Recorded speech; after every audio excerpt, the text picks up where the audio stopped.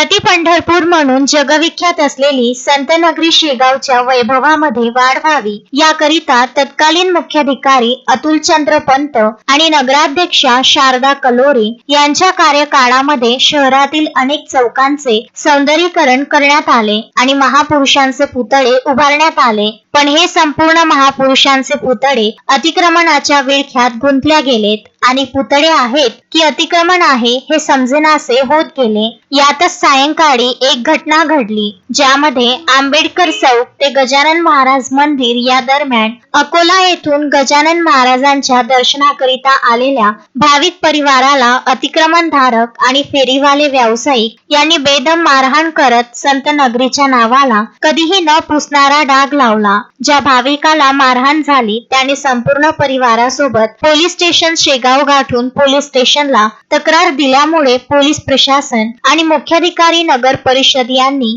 गजानन महाराज मंदिर परिसरातील संपूर्ण अतिक्रमित जागा मोकळी करण्यास सुरुवात केली। तसं 15 ते 16 वर्ष अगोदरपासून नागपूर हायकोर्टाच्या आदेशाने ही संपूर्ण मार्ग गैर अतिक्रमण असून या मार्गावर कसल्याही प्रकारचे अतिक्रमण करता येत नाही। परंतु आतापर्यंत शासनाच्या नाकर्त्या अधिकाऱ्यांच्या मुळे येथे अतिशय भयंकर असे अतिक्रमण झाले होते। मात्र न्यायालयाच्या आदेशाचे पालन करीत आणि कायदा हा सर्वांसाठी सारखाच या उद्देशाने शेगाव पोलीस स्टेशनचे ठाणेदार नितीन पाटील आणि मुख्याधिकारी जयश्री काटकर यांनी संपूर्ण अतिक्रमण काढून परिसर मोकळा केला। महत्वाचं म्हणजे ज्या भाविकांच्या भरवशावर व्यावसायिक आपलं घरदार चालवतात त्याच भाविकांना अशी गैरवर्तणूक होणं ही संत नगरी करिता लज्जास्पद गोष्ट आहे। त्यामुळे नगर परिषद आणि पोलीस प्रशासनाने जी कार्यवाही केली त्या कार्यवाहीची प्रशंसा संपूर्ण शहरात होताना दिसत आहे। विदर्भाची पंढरी संत श्रेष्ठ गजानन महाराजांची नगरी म्हणजे ही संत नगरी शेगाव।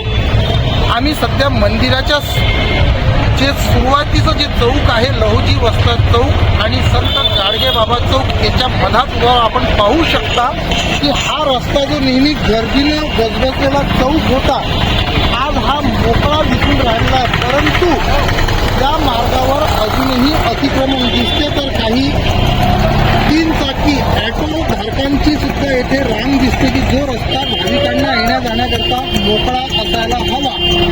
गोपाला गोपाला देवकी नंदन गोपाला गाडगे महाराज यांनी स्वच्छतेचा संदेश संपूर्ण जगाला दिला। त्यांच्याच पुतळ्याच्या आजूबाजूला मोठ्या प्रमाणात घाण आणि अतिक्रमण होतं। तर वस्ताद म्हणून पहलवान म्हणून जे लहुजी वस्ताद ज्यांचं एक खूप मोठं समाजामध्ये वर्चस्व असतं त्या पुतळ्याला जवळजवळ करोडो रुपये लागून सौंदर्यीकरण केलं गेलं होतं। त्याच्या आजूबाजूला सुद्धा अनेक अवैध दुकाने होती आणि हाच मार्ग गजानन महाराज मंदिराच्या प्रमुख द्वाराकडे जातो।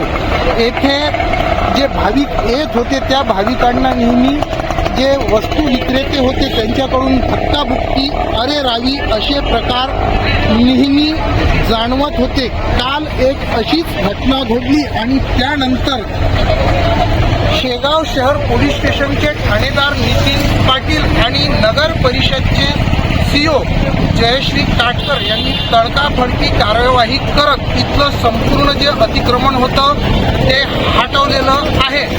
अनेक वर्षांनी जो न्यायालयाचा आदेश होता त्याची कुठेतरी आता अंमलबजावणी होताना दिसत आहे। महेंद्र मिश्रा, विदर्भ न्यूज, बुलढाणा।